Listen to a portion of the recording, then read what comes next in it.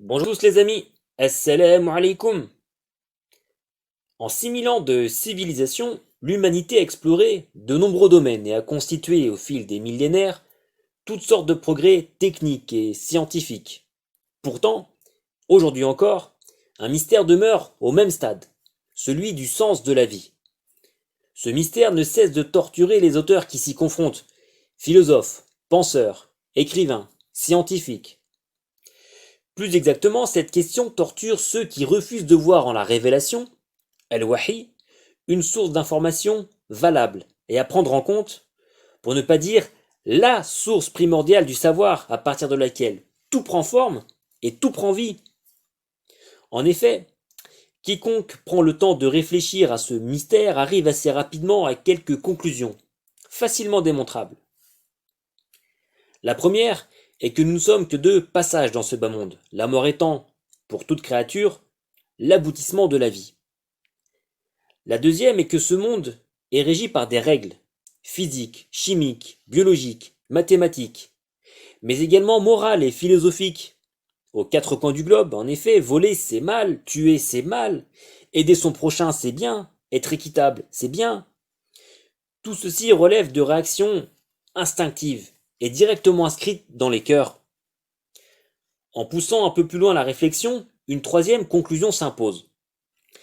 Si l'univers est régi par des règles, dont les principes n'émanent pas des éléments qui composent cet univers, puisque ces éléments jaillissent eux-mêmes du néant, et que ces éléments qui composent cet univers sont eux aussi soumis à ces règles, alors cela veut dire que l'univers émane d'une cause extérieure qui se suffit à elle-même et qui n'est pas soumise aux lois qui régissent l'univers, mais qui en est plutôt à l'origine.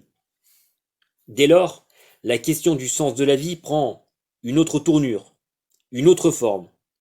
Il ne s'agit plus de comprendre la nature de cette question puisqu'elle est déjà résolue, mais plutôt il s'agit de comprendre comment interagir avec l'univers en fonction de ce qu'a voulu celui qui est à l'origine de sa création, Azzawajal.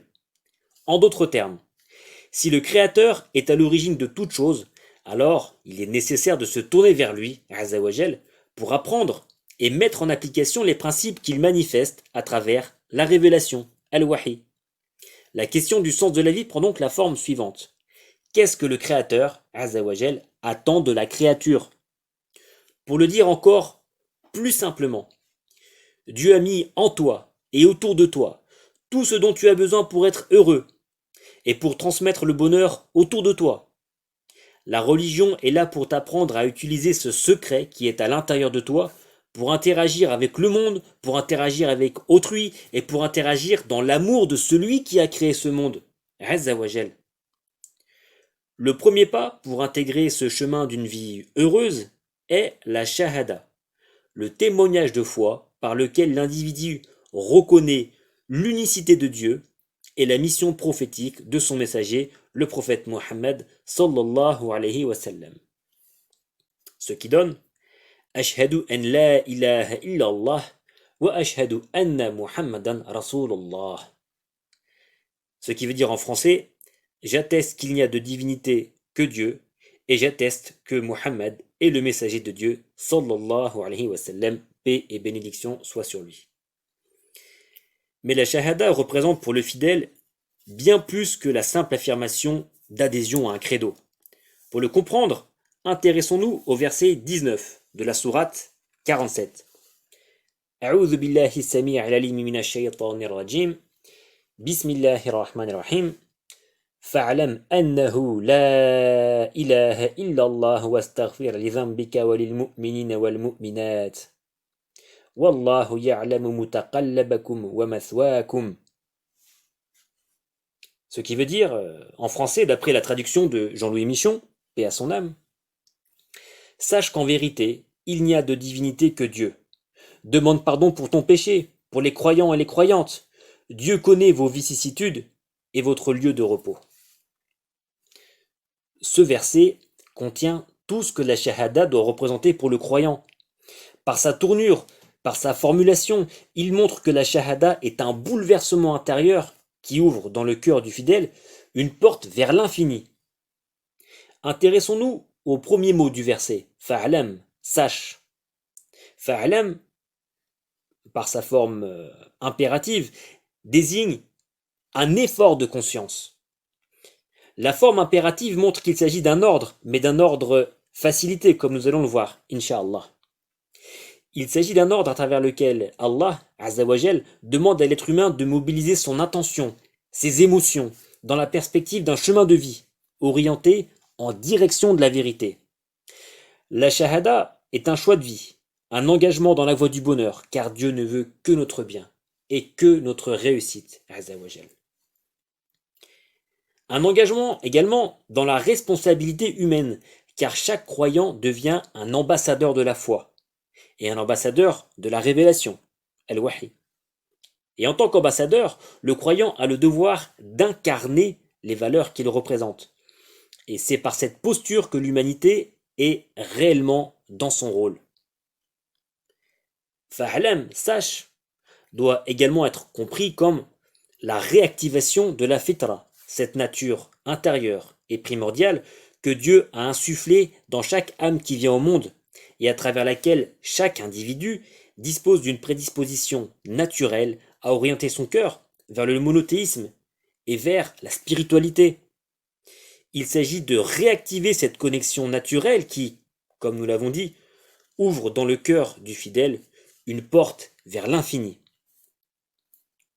La shahada donc est un témoignage actif, celui d'une conscience en mouvement, qui s'engage à accomplir un destin, un effort, un accomplissement dans le bonheur. Un accomplissement dans le bonheur à travers la connaissance de Dieu et la mise en pratique des recommandations divines. Ce témoignage actif est aussi un regard sur le monde, par lequel, peu à peu, le fidèle apprend à observer le fait de Dieu, Azzawajal, dans le monde qui l'entoure, mais aussi à l'intérieur de lui-même. L'itinérant dans la voie de Dieu apprend alors à aller à l'essentiel, à aller vers ce qui compte pour se libérer petit à petit des considérations sans intérêt, pour se libérer des futilités et de ce qui lui fait du tort.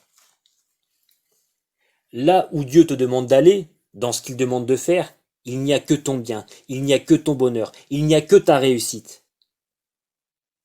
En effet, l'être humain est attiré par toutes sortes de choses.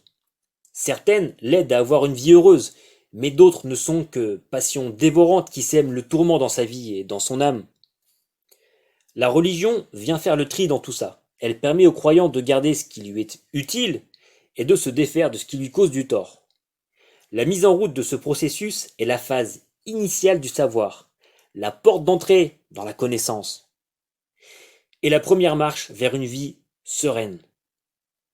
Ce qui donne, en résumé, fais ce qu'il te dit, Azzawajal. Oriente ton cœur comme il te dit de l'orienter, Azzawajal, et tu trouveras le bonheur, la connaissance, l'épanouissement. Finalement, la shahada, c'est s'engager en conscience vers son propre bonheur et vers celui des autres. C'est se donner les moyens de réussir, se donner les moyens d'être heureux en faisant du Coran et de la Sunna, la tradition prophétique, le centre de gravité de sa vie. La shahada est un pacte entre le Créateur et la créature, pacte dans lequel la créature s'engage à suivre les recommandations du Créateur, Azzawajal, en échange de quoi le Créateur garantit à la créature le bonheur dans ce bas monde et dans l'autre. La shahada est donc le rappel d'un cheminement. Rappel car la shahada vient réveiller une aspiration qui sommeille à l'intérieur de chacun, à l'intérieur de quiconque. Et rappel car à chaque fois qu'il la prononce, le fidèle se remémore son engagement, celui du bonheur, par la vérité, avec la vérité, dans la vérité. Par l'engagement de son témoignage, le croyant entame donc un processus qui vise à réformer son cœur, son âme. Voilà, chers amis, quelques pistes pour appréhender la notion de shahada à travers le premier mot du verset 19 de la sourate 47, Fa'alam, sache. Mais de nombreux autres mots composent le verset. Nous découvrirons tout cela, Inch'Allah, dans les prochains épisodes.